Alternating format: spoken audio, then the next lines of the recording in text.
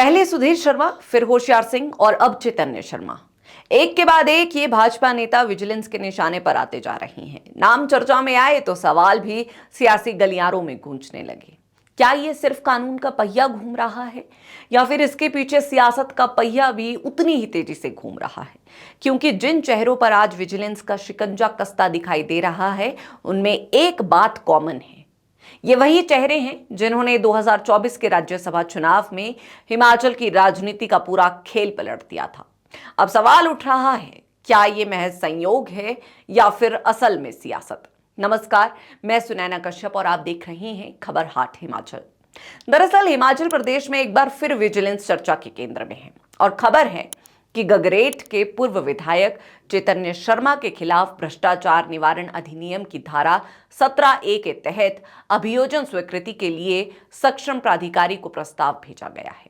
आसान भाषा में समझे तो अभी एफआईआर दर्ज नहीं हुई है, लेकिन विजिलेंस को इतना जरूर लगा है कि मामले में आगे बढ़ने के लिए कानूनी मंजूरी ली जाए। अगर मंजूरी मिलती है तो नियमित मामला दर्ज होगा और उसके बाद जांच का दायरा और बढ़ जाएगा। यानी अभी कोई दोषी करार साबित नहीं हुआ, लेकिन राजनीतिक अदालत में बहस जरूर शुरू हो चुकी है। पूरा मामला ऊना के सरकारी ठेकेदार सुरेंद्र कुमार भोला की शिकायत से जुड़ा है। शिकायत के मुताबिक जनवरी 2024 में वो लोक निर्माण विभाग के टेंडर हासिल करने के लिए तत्कालीन विधायक चैतन्य शर्मा से मिले। आरोप है कि चैतन्य ने उन्हें अपने 2 करीबी लोगों से मिलने के लिए कहा। शिकायतकर्ता का दावा है कि सरकारी काम दिलाने के नाम पर 8 लाख रुपए मांगे गए। आरोप है कि 6 लाख रुपए बैंक के जरिए ट्रांसफर किए गए और 2 लाख रुपए नकद दिए गए, लेकिन इसके बावजूद ना टेंडर मिला और ना पैसे वापस हुए। इसके बाद नवंबर 2024 में शिकायत दर्ज कराई गई। अब यही शिकायत विजिलेंस की कार्रवाई का आधार बनी हुई है। उधर चैतन्य शर्मा इन सभी आरोपों को पहले ही सिरे से खारिज कर चुके हैं। उनका कहना है कि उन्होंने किसी से कोई पैसा नहीं लिया, उनके खाते में कोई रकम नहीं आई और ये पूरा मामला राजनीतिक साजिश का हिस्सा है। उन्होंने निष्पक्ष जांच की मांग की थी और कहा था कि अगर आरोप झूठे साबित हुए तो वो शिकायतकर्ताओं के खिलाफ कानूनी कार्रवाई करेंगे।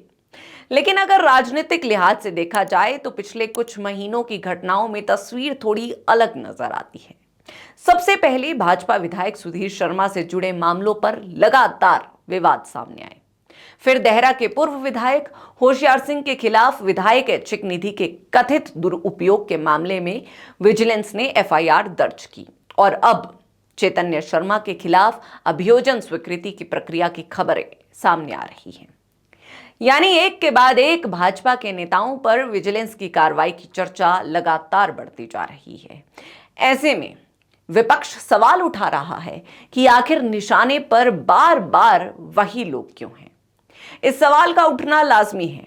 आपको याद होगा 2024 का राज्यसभा चुनाव हिमाचल की राजनीति में शायद पिछले कई सालों का सबसे बड़ा राजनीतिक भूचाल उसी चुनाव ने पैदा किया था। कांग्रेस के 6 विधायकों ने पार्टी लाइन से अलग जाकर मतदान किया। नतीजा यह हुआ कि कांग्रेस का राज्यसभा उम्मीदवार हार गया और भाजपा के हर्ष महाजन जीत गए। इसके बाद विधानसभा अध्यक्ष ने इन 6 विधायकों की सदस्यता रद्द कर दी। फिर उपचुनाव हुए। इनमें से कुछ नेता भाजपा की टिकट पर जीतकर विधानसभा पहुंच गए और कुछ चुनाव हार गए। इन 6 चेहरों में सुधीर शर्मा और चैतन्य शर्मा भी शामिल थे। यानी आज जिन नेताओं के नाम जांच एजेंसियों के साथ जोड़े जा रहे हैं, वो वही नेता है जिन्होंने कभी कांग्रेस सरकार के लिए सबसे बड़ा राजनीतिक संकट खड़ा किया था। यही वजह है कि भाजपा इस पूरी कार्रवाई को सिर्फ कानूनी प्रक्रिया मानने को तैयार ही नहीं है। भाजपा का आरोप है कि कांग्रेस सरकार विपक्षी नेताओं को चुन चुनकर निशाना बना रही है। बुधवार को शिमला में भाजपा की रैली के बाद नेता प्रतिपक्ष जयराम ठाकुर ने भी दावा किया कि चैतन्य शर्मा के खिलाफ मामला दर्ज करने की तैयारी चल रही है। यानी भाजपा पहले से ही इस कार्रवाई को राजनीतिक रंग देने में जुट गई। भाजपा का दावा है कि जो सरकार के खिलाफ गया अब वही जांच एजेंसियों के निशाने पर है। लेकिन अगर कांग्रेस की तरफ से देखें तो उसकी दलील भी अलग है। कांग्रेस समर्थक कहते हैं कि अगर किसी के खिलाफ शिकायत आती है तो क्या सिर्फ इसलिए जांच ना हो क्योंकि वो विपक्ष का नेता है? अगर शिकायतकर्ता ने सबूत दिए हैं, बैंक ट्रांजैक्शन का दावा किया है और विजिलेंस ने प्रारंभिक जांच के बाद आगे बढ़ने का फैसला लिया है, तो फिर कानून अपना काम करेगा। यानी कांग्रेस का तर्क है कि भ्रष्टाचार के मामलों को राजनीतिक चश्मे से नहीं देखा जाना चाहिए। सवाल व्यक्ति का नहीं, आरोप का होना चाहिए। वैसे दिलचस्प बात यह भी है कि हिमाचल में पिछले कुछ समय से ऐसा माहौल बन गया है कि विजिलेंस की हर कार्रवाई अपने आप राजनीतिक बहस बन जाती है। पहले सवाल होता था कि आरोपी कौन है, अब सवाल यह होता है कि आरोपी किस पार्टी का है। अगर कांग्रेस का नेता फंसता है तो भाजपा कहती है भ्रष्टाचार उजागर हुआ। अगर भाजपा का नेता जांच के दायरे में आता है तो भाजपा इसे राजनीतिक बदला बताती है। यानी जांच एजेंसी से ज्यादा बहस उसकी मंशा पर होने लगी है। कुल मिलाकर चैतन्य शर्मा का नाम फिलहाल सुर्खियों में जरूर है। अब देखना यह दिलचस्प होगा कि मामला अभियोजन स्वीकृति से आगे बढ़ता है या नहीं, और क्या विजिलेंस नियमित जांच तक पहुंचती है। अगर ऐसा होता है तो हिमाचल की राजनीति में हाई वोल्टेज सियासत तय मानिए।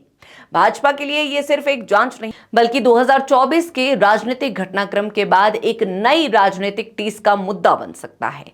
वहीं कांग्रेस इसे भ्रष्टाचार के खिलाफ अपनी जीरो टॉलरेंस नीति का सबसे बड़ा उदाहरण बताने में कोई कसर नहीं छोड़ेगी। यानी कानूनी लड़ाई से पहले सियासी अखाड़ा पूरी तरह तैयार है, और ये तय है कि इस मुद्दे पर सियासत अभी तो थमने वाली नहीं है। तो फिलहाल बस इतना ही कहा जा सकता है कि इब्तिदा इश्क है रोता है क्या, आगे आगे देखिए होता है क्या। बहरहाल आज की इस पूरी चर्चा में सिर्फ इतना ही। आपकी क्या राय है कमेंट सेक्शन में जरूर बताएं।